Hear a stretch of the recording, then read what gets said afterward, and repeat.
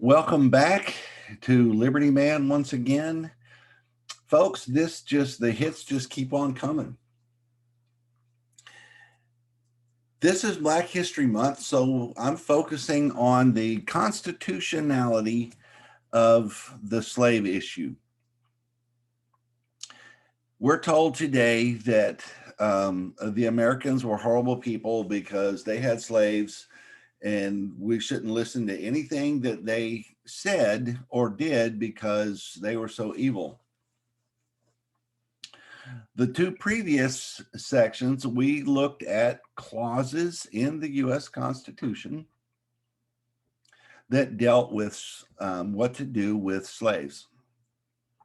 The first one was the 3/5 clause, and we saw that that had to do with taxation and representation. So in the censuses, how are you going to count the people for taxation purposes, and how many seats you're going to have in Congress. So look at those two videos and see what we did. This time we are going to look at Article 4, Section 3 of the U.S. Constitution. So as usual, we're going to go to the documents. I'm going to read and comment. I am not going to privately interpret or give you my opinion. I am just going to do what any honest historian will do, is let the history speak for itself. Remember, history was what it was. We can't try and change it because it is something that happened. We can learn from it to not make the same mistakes, or we can glean the good of it so that we can prevent making mistakes. So with that in mind, we're going to look at exactly what the Constitution says, once again, about the slave issue.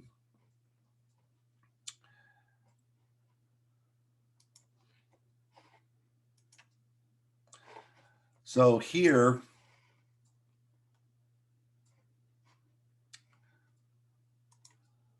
we're going to start with Article 4, Section 3 of the U.S. Constitution. And I'm just going to read it here. In the little Constitution book, there's not a whole lot to it, but it says right here in the little book, Article 4, Section 3, says new states may be admitted by the Congress into this union, but no new state shall be formed or erected within the jurisdiction of any other state, or any state be formed by the junction of two or more states or parts of states, without the consent of the legislatures of the states concerned, as well as of the Congress. Congress shall have power to dispose of and make all needful rules and regulations respecting the territory or other property belonging to the United States, and nothing in this Constitution shall be so construed as to prejudice any claims of the United States or of any particular state. And it also says that the United States shall guarantee to every state in this union a republican form of government, and shall protect each of them against invasion and on application of the legislature or of the executive when the legislature cannot be convened against domestic violence. So Article 4, Section 3 gives the U.S. Congress the authority to make the rules for statehood.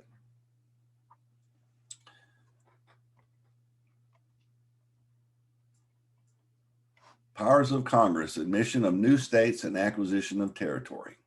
New states shall be admitted. What I just read. We're going to skip down here.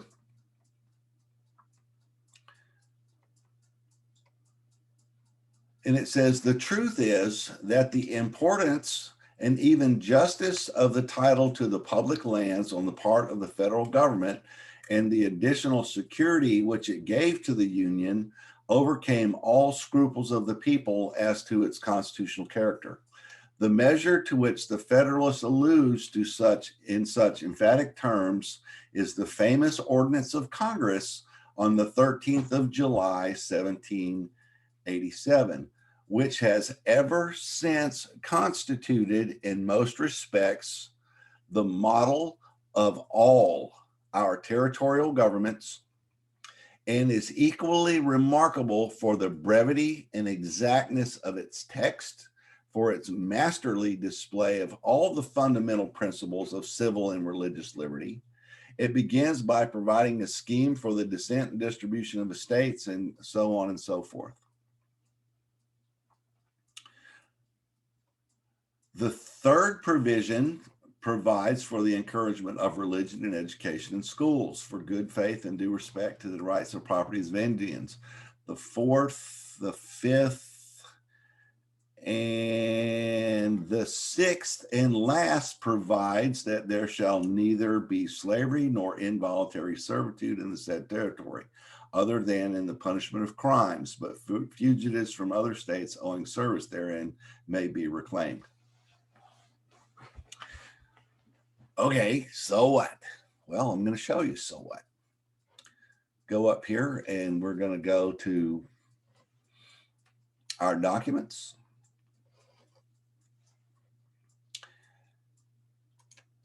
And it says here, an ordinance for the government of the territory of the United States northwest of the river. And this is signed by Charles Thompson.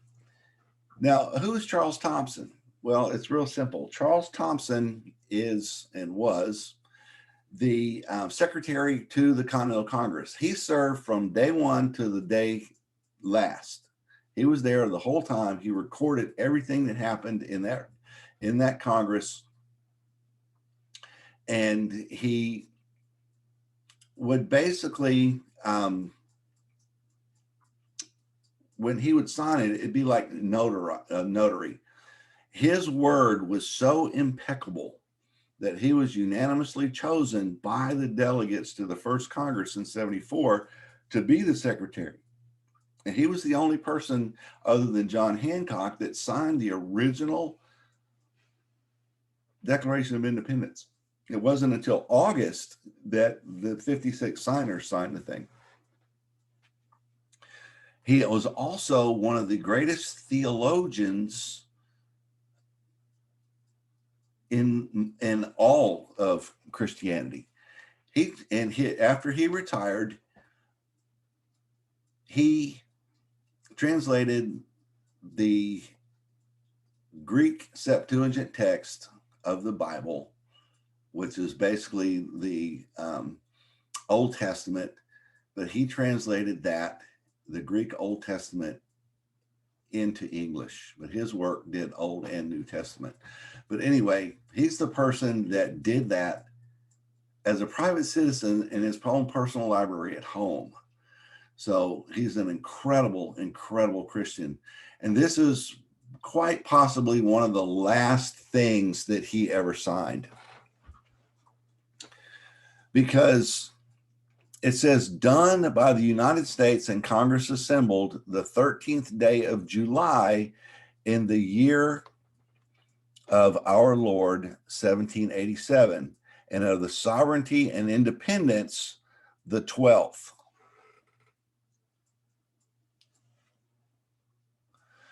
So the United States, the sovereignty and independence of the United States started in 1776 with the Declaration of Independence. One of the things that we do not understand about our constitutional system of government is that there are 4 organic documents. We know about 2 of them. We know about the Declaration and we know about the Constitution. But what are the other 2? Well, one of those is the Articles of Confederation. That was proposed in 76, right after the Declaration of Independence. It didn't get completely ratified until 81. when they're almost at the end of the war. And it was so disastrous to try to put things together that they decided to have a constitutional convention to amend the Articles of Confederation. And that's why the Constitution begins with, in order to form a more perfect union, because their union under the Articles of Confederation just did not work. But this document is called the Northwest Ordinance. It was originally drafted by none other than Thomas Jefferson. Thomas Jefferson was a slave owner. He had a very large plantation. He had a lot of slaves. And yet he did the original draft of this document. So this document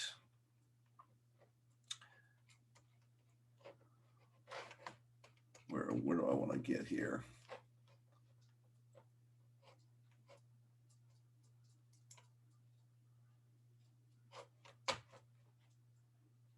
Come on, screen.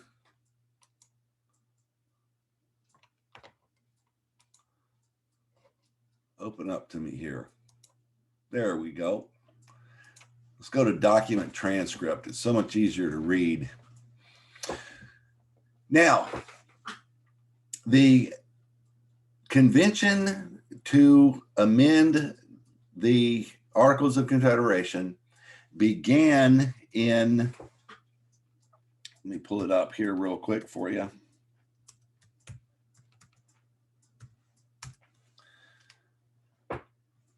Well, it began in the spring of 1787.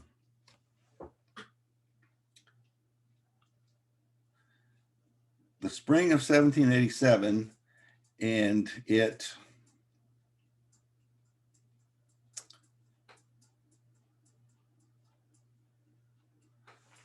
never mind. Anyway, it began in May of 1787, and it didn't end until September of 1787. This document was signed, as we saw before, the 13th of July in the year of our Lord, 1787, the 12th year of our sovereignty and independence.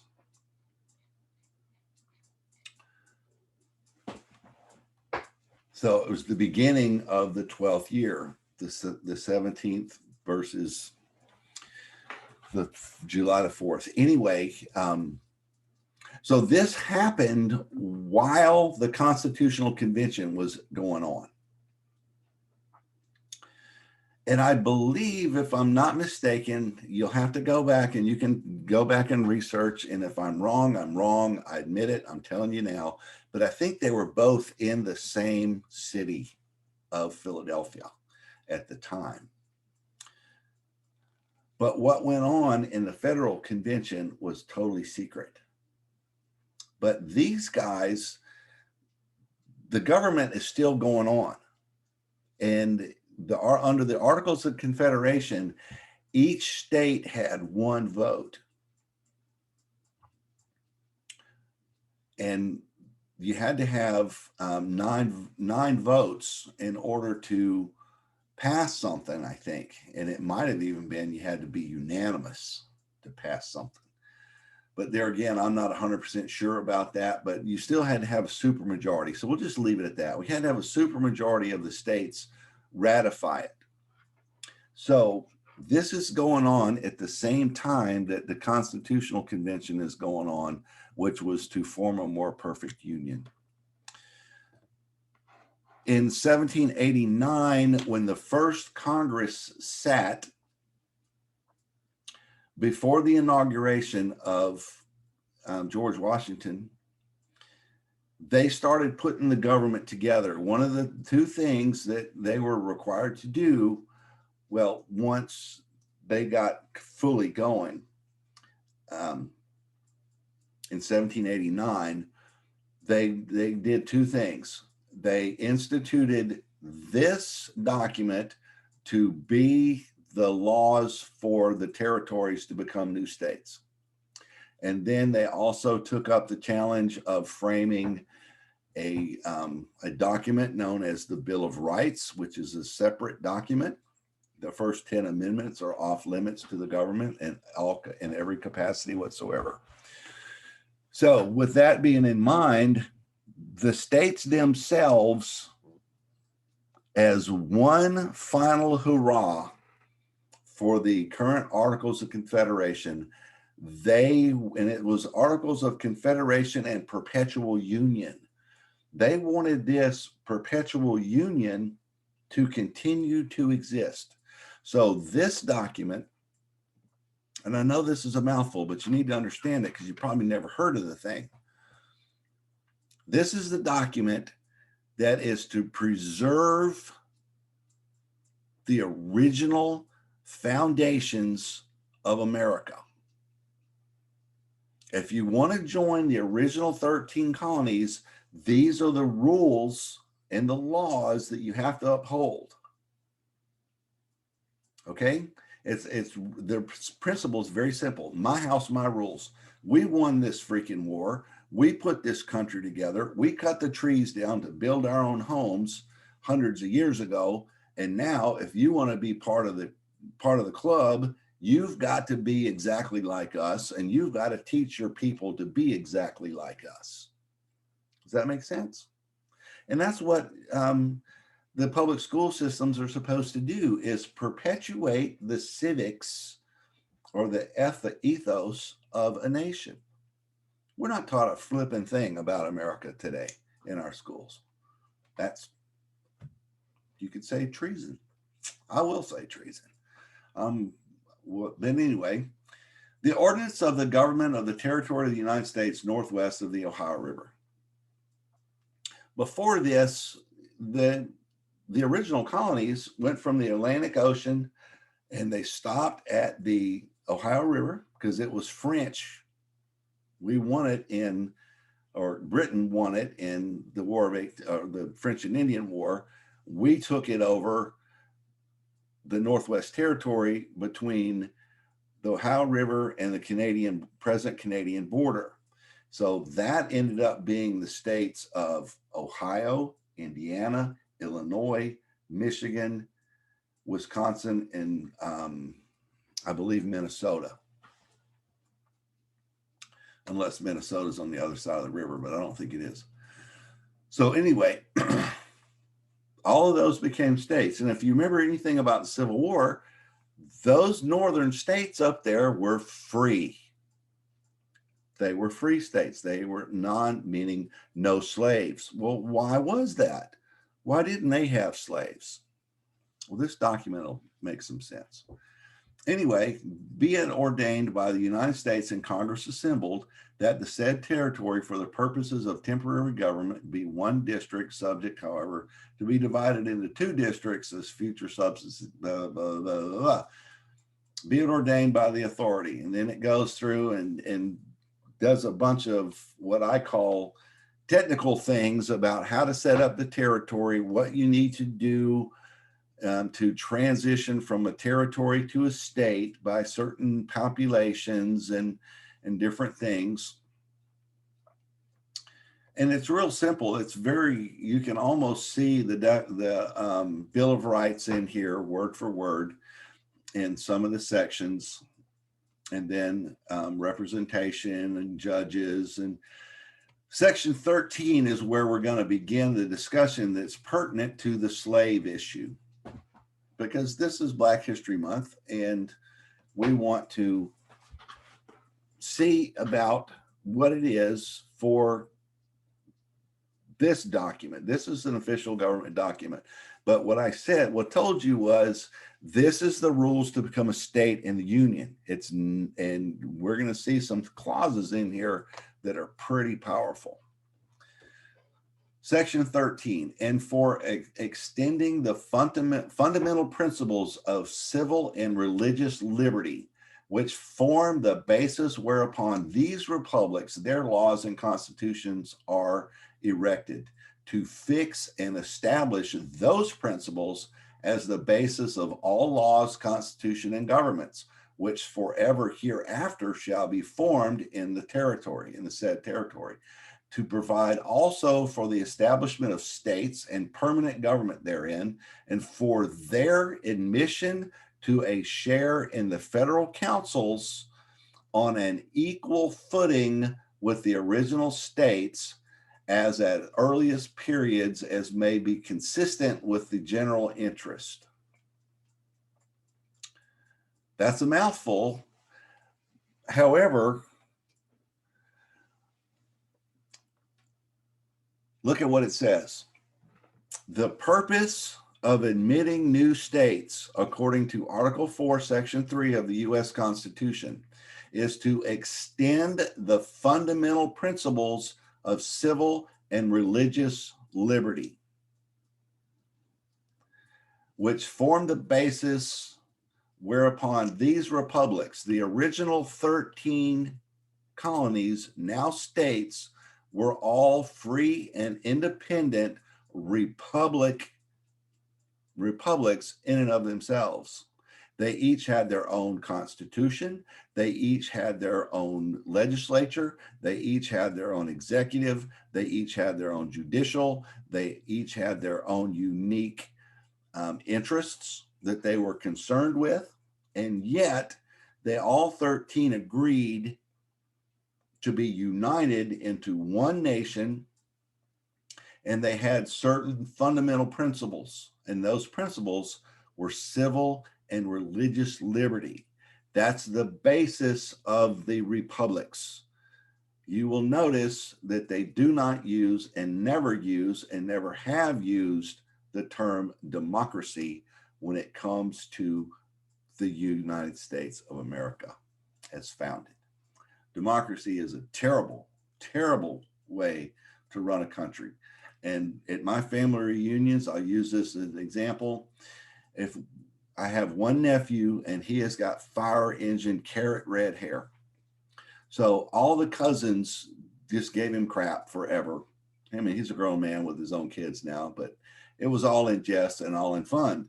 And they would have little mock things and say, hey, what are you doing here? You know, ginger. We voted no gingers allowed at the family reunion, and it was unanimous. You got to go home. That's democracy, okay? There's no fundamental laws or principles. It's whatever the majority wants. See, so that's democracy. No, we never have had it.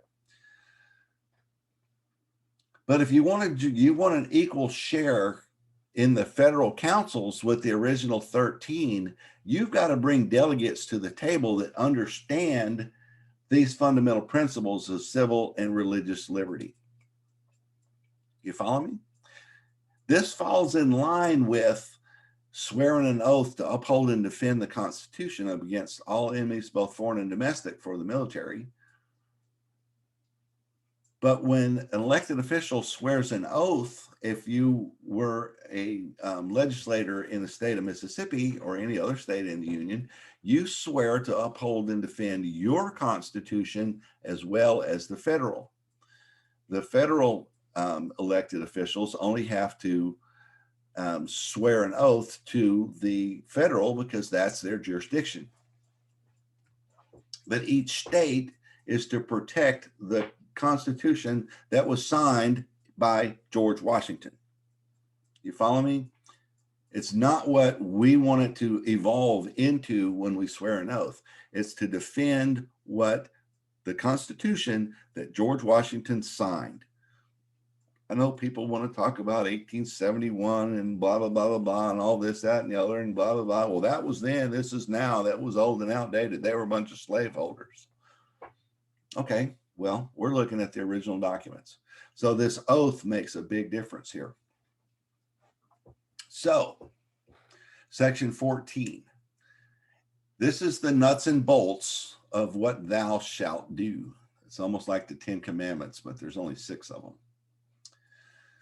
It is hereby ordained and declared by the authority aforesaid, which is the Congress assembled, that the following articles shall be considered as articles of compact between the original states and the people and states in the said territory, and forever remain unalterable unless by common consent. The original states and the people in the states in the said territory, and forever remain unalterable. You want to join us? Here's the rules. If you don't want to obey the rules, you can stay a territory. You don't get a seat at the table of government, and you get whatever we allow you to have. But if you want to join the Union, this is what you have to do. Am I clear enough? And this is a compact. It's not just a constitution. It's a mutual agreement to work together, like the Mayflower Compact.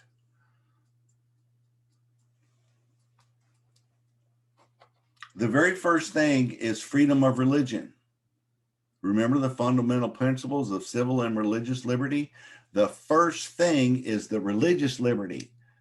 They talked about this from day one with the Mayflower Compact, that it is the religious liberty that makes possible the civil liberty.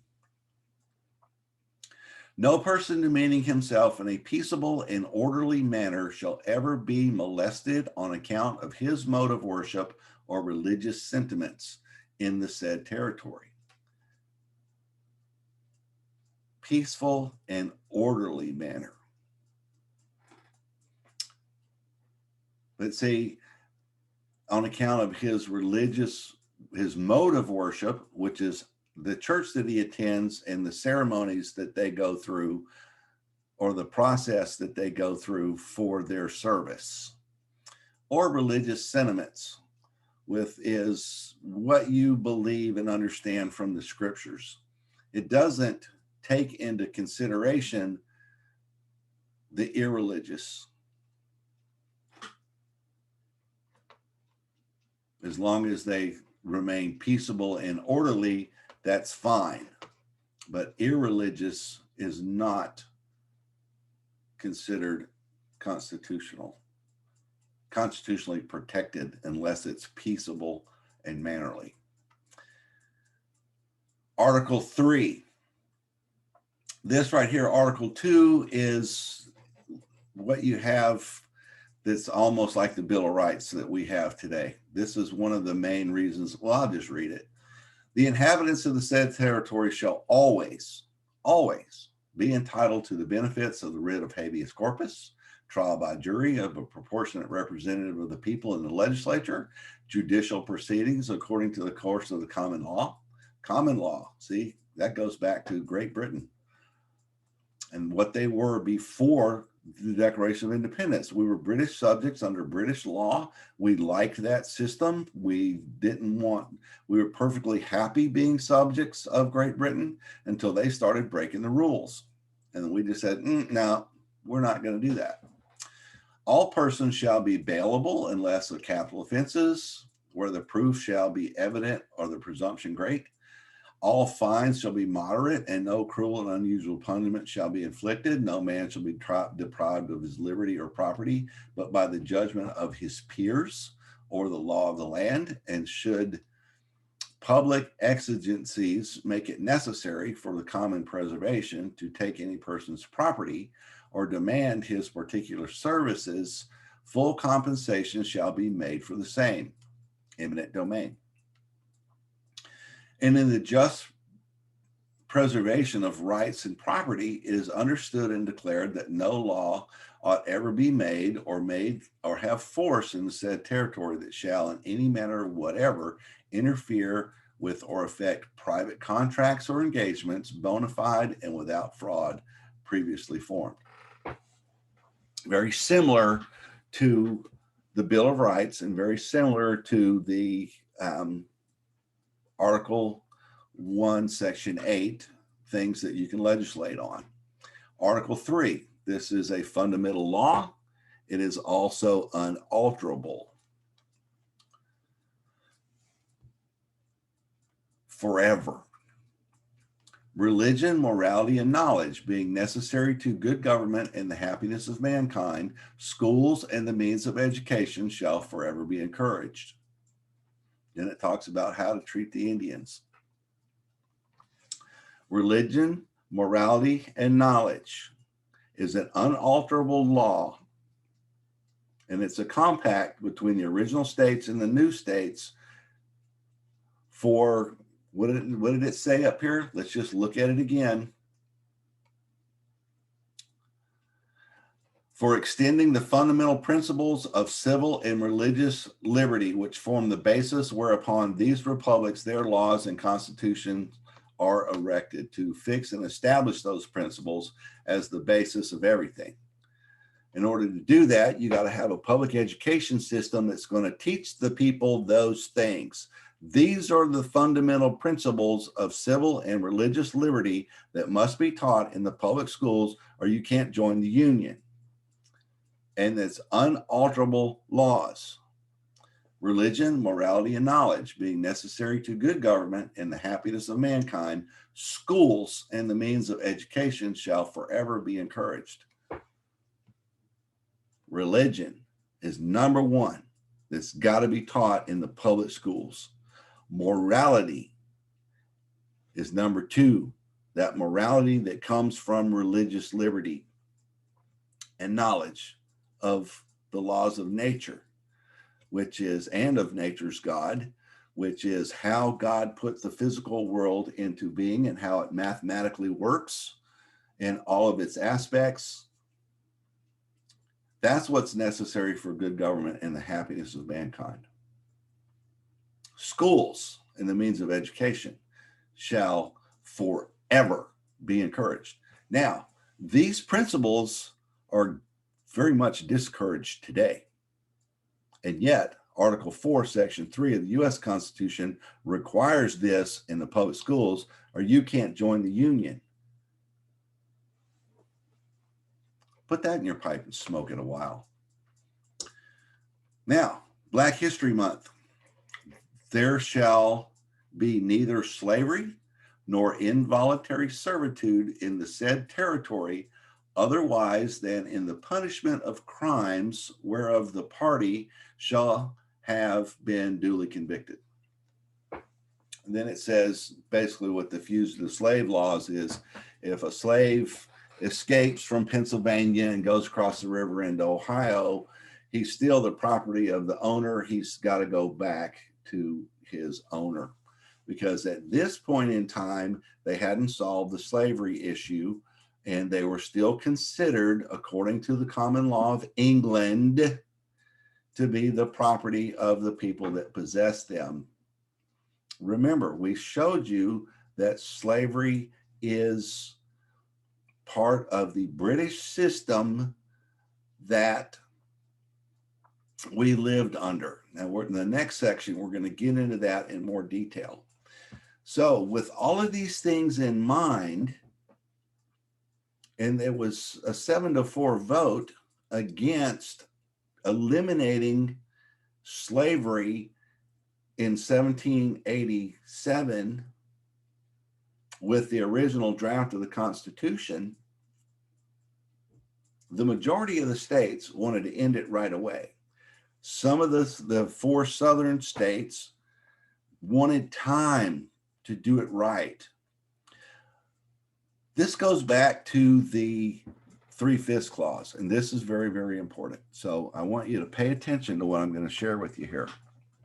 With all of these things in mind, if you have a state, say like South Carolina, where you have a 50-50 population between free and slave, slaves don't get to vote. They're not citizens of the state. They don't get to vote in their state for legislators. So therefore, they don't get to vote for the senator. Back then, they would vote for the legislature, who would choose the senator that would represent them in Congress, right? So they didn't have any say-so. They didn't have the right to vote for a representative that's going to represent them in the Congress, who's going to uphold no slavery in the new territories? Are they? So how do they going to rectify this so that they can figure out how to work through this? We saw the compromise last time of 20 years. You got 20 years to stop the slave trade and eliminate slavery in America, because that was the compromise. They wanted to, the slave states said, we need time. And their intentions were pure at this moment. Okay. They wanted to get rid of the slave trade. They want to abolish slavery, but how to do it was the problem. I use the example many times with this is Social Security. Social Security is pure socialism. It has nothing to do with liberty and freedom. You take my taxes and my labor and my earnings and you give it to somebody else who's not producing. It goes to the laws of nature of if you don't work, you don't eat. Another teaching for another day, but we know we need to eliminate all of these welfare programs, but how we go about doing it, because generations of people have been depending on this since the 1960s. You can't just stop it overnight. How are they going to pay their bills? They don't know anything else in life. I mean, it's been going on for generations. So how to get rid of the slavery issue is very important. With that in mind, if they said one vote per 30,000, so let's say that in Massachusetts, you have 240,000 citizens who are anti-slavery. They get to choose 8 representatives to the Congress. Let's just say South Carolina is the same amount of people. And if you include all of the slaves, you got 240,000, 120,000 whites, 120,000 blacks.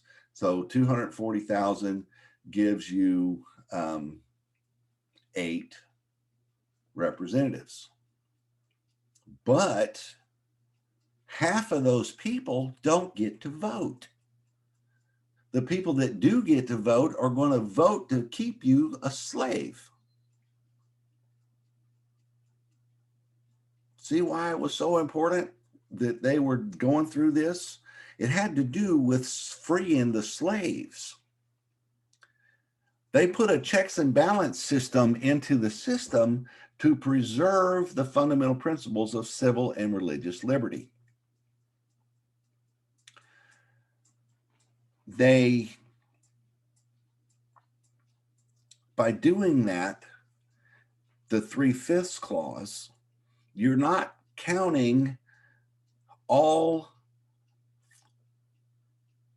what would it be, 120,000 of the black slaves in the representation. So if you only use 2 or 3/5 of that, which would be 60% of 120,000 would be 72. So that would only be 2 representatives. And then you would have 3 representatives for the free people. So that would only be 5 members of Congress instead of 8.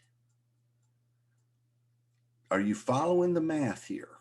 Why the 3/5 clause was so vital to ending slavery? Because they're going to be admitting new states to the Union that are going to have a seat at the legislative table. And they are going to vote on such things as ending the slave trade and then making sure all the slaves are eliminated by 1808. Now, also, if your state legislature is going to be a slave state, then they're going to send 2 senators to the Congress that is going to vote in favor of slavery. We already saw that there were 4 states that were very powerful, and we saw the proportions, what I just showed you with the math, between whether or not they're going to have 8 representatives or 5. Big difference. Big difference. So now, if none of the new states that come into the Union are allowed to have slaves, then there will never be a majority of states that could amend the Constitution to allow slavery to exist. It would die on the vine because it would never have enough votes in the Congress to alter these unalterable laws with common consent. Genius. Absolutely genius. What happened to this was, if you kick the can down the road, like we keep doing it with welfare things and entitlements is what they call it today, it just keeps growing and growing and growing. Nobody's got the balls to stop it because of whatever. But if somebody swears an oath to uphold and defend the Constitution that contains this as the rules to become a state, and slavery is prohibited in the new territories, and you come on board and you keep your slaves, contrary to this, what happens? And that goes back to Mr. Darius Spearman's thing here of how the United States Constitution made civil war inevitable. You had the northern states up there above the Ohio River. You already had Tennessee and Kentucky that came on board really soon after the Constitution. But the territories up north, they had some slaves in there, but they're grandfathered in. You can't make an ex post facto law. Okay, you just can't do that. So the slaves that were there was all that there was going to be. You couldn't have more born into it. You couldn't have more brought into it and be slaves. But what happened with the territory that we purchased, the Louisiana Purchase, the Florida Purchase, these were settled by the French and the Spanish originally. My state of Mississippi was part of that. Remember, the original 13 colonies, their property went all the way to the Atlantic Ocean. I mean, from the Atlantic Ocean to the Mississippi River. So that's why you have the straight line of Florida going up to the Mississippi River that follows the boot of Mississippi, the boot of Louisiana, and the boot of Alabama is that line. It was called the Florida boundary that it ends over with the Mississippi River in Baton Rouge. But that's where I live, in the boot of Mississippi on the ocean, the Gulf of Mexico. Anyway, these people had been living there since the 1500s. My little community was founded in 1699. And it's even today, you go in the phone book, if we still had a written phone book, half of the people in the phone book, or over half the people, would be Cuevas, Niques, or Ladner. Cuevas and Niques is Spanish. Ladner is French. And it's predominantly Catholic. Originally, it was all Catholic. So we didn't have a Bible culture. The point of it is the citizens weren't brought up in the same fundamental principles of civil and religious liberty as the 13 colonies. And yet, if they're going to join the Union, then they've got to abide by the rules of the Northwest Ordinance. You can't have slavery in the territory. Well, because things get screwed up by kicking the can down the road and not literally honoring your oath of office, that's why the United States Constitution made the Civil War inevitable because they kicked the can down the road. Now we can go back and we can condemn them for what they did, but they did what they had to do and did the best that they could. But they trusted that the succeeding generations and the new people that came on board would obey the rules, unalterable rules of the Northwest Ordinance. My state constitution has it in its Bill of Rights, the clause that said the Holy Bible can't be excluded from any public school in the state. It's footnoted, and it'll tell you that, see if I can see my constitution close at hand. I don't see it right away. So it started out in 1817 when it was originally founded. The education clause quoted Article 3 verbatim. Religion, morality, and knowledge being necessary for good government, happiness of mankind, schools and means of education shall forever be encouraged. And it starts in its preamble, fulfillment of the laws of statehood under the Northwest Ordinance. But they had slaves. They had a lot of slaves.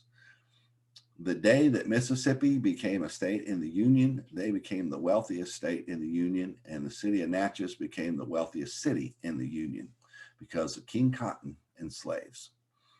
They said, nah, we're not giving up our slaves. We'll just stay a territory. You know, we didn't vote for you to buy us out.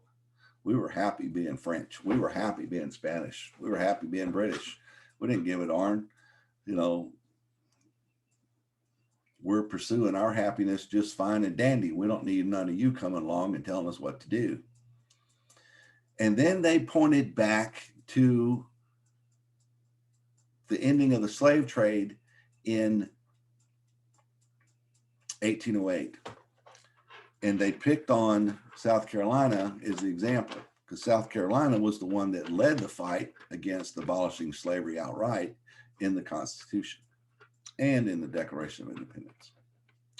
And they said they haven't given their slaves up. Why should we? Why can Georgia still have slaves? Why can Virginia still have slaves? Why can South Carolina and Georgia and North Carolina, why can they still have slaves? Why do we have to give up our slaves just to join the Union? You know, we don't have any trouble not importing any slaves. We'll just breed our own. See, that's something that people get really mad about. But if you can't import more into the country, then how are you going to continue to get more and more slaves? Well, you just have more and more babies. They were considered property.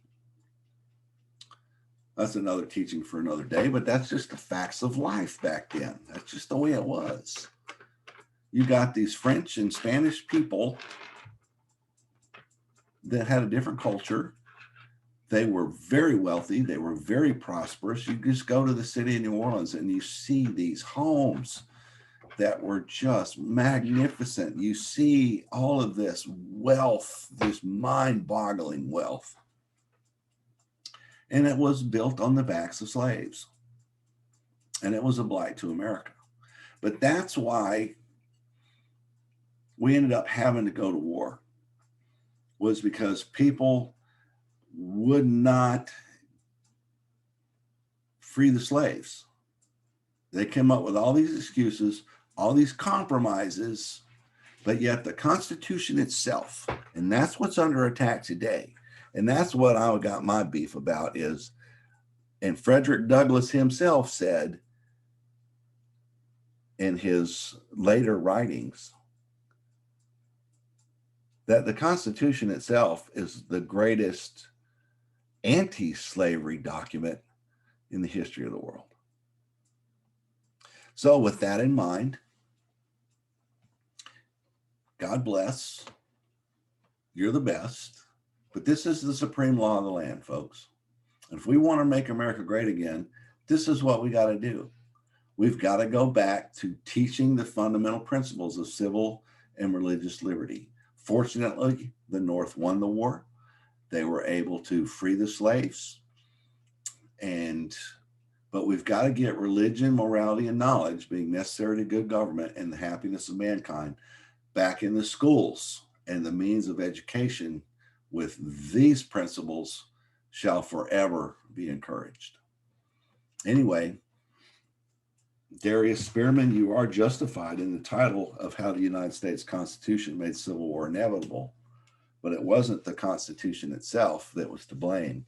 It was the people that took their oath of office to protect and defend the original, and they compromised, that led to the war. God bless. You're the best. There's more to come. The next episode, we are going to look at the colonial legislation that led up to the American Revolution dealing with slaves.